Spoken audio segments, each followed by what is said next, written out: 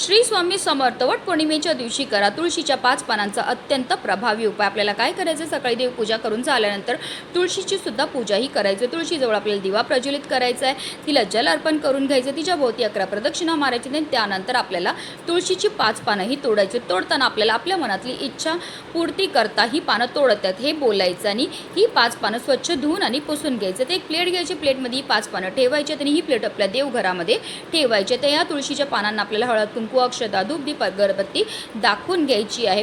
काही वेळाकरता ही पानं तिथेच ठेवायची। त्यानंतर सगळ्यात पहिलं पान जे आहे ते आपल्याला देवघरामध्ये ठेवायचं आहे, दुसरं पान जे आहे ते आपल्या तिजोरीमध्ये ठेवायचं आहे, तिसरं पान आपल्या स्वयंपाकघरामध्ये ठेवायचं आहे, चौथं पान जे आहे ते आपल्या पतीच्या पाकिटामध्ये ठेवायला द्यायचं आहे आणि 5वं पान जे आहे ते आपल्या घरामध्ये जिथे आपण धान्याचा साठा करतो म्हणजे गहू तांदूळ जिथे ठेवतो त्यामध्ये ठेवायचं आहे। असा हा उपाय प्रत्येकाने वटपौर्णिमेच्या दिवशी करायचा, सुख समृद्धी येते।